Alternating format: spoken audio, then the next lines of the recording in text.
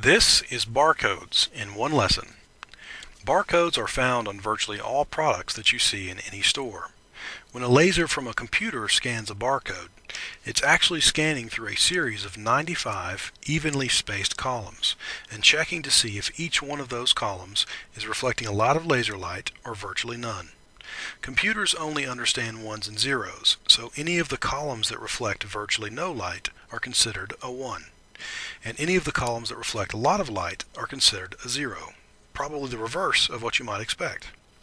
So in this example, the computer begins reading the columns from left to right.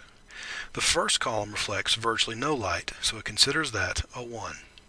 The next column reflects a lot of light, so it considers that a 0. The third column is like the first. It reflects virtually no light, so it also considers that a 1. The fourth, fifth, and sixth columns all reflect a lot of light, so they are all considered zeros. The computer continues reading the columns all the way across the barcode and comes up with a number that is 95 digits long, full of ones and zeros. These ones and zeros are then grouped into 15 different sections. 12 of these sections are used for the numbers that you see at the bottom of the barcode. The other 3 are used as guards. These guards let the computer know where the barcode begins and ends, and also where the 6 numbers on each side begin and end.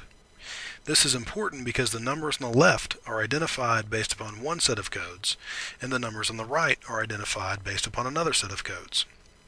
These codes are different because the computer needs to know whether it's reading the barcode from left to right, or whether the barcode is being read upside down.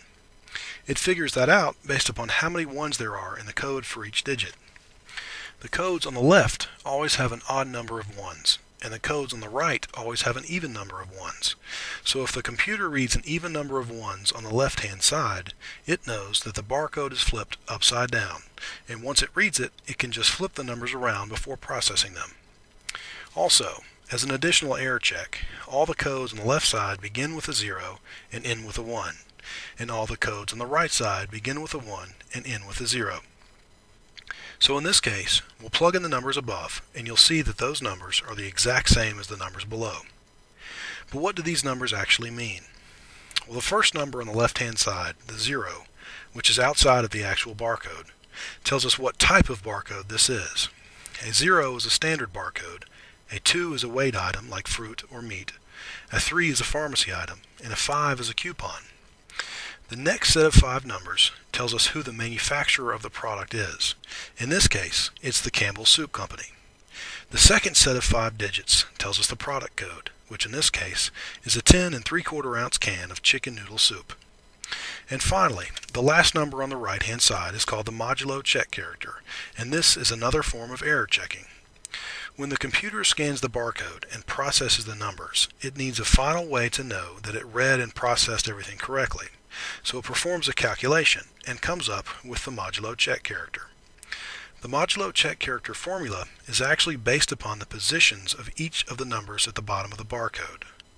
It first adds up the digits in the odd numbered positions, and then it adds up the digits in the even numbered positions. It then multiplies the odd numbered digits by 3 and adds that amount to the sum of the even numbered digits. So we'll go ahead and plug in the numbers from our barcode, and we come up with a final total of 23.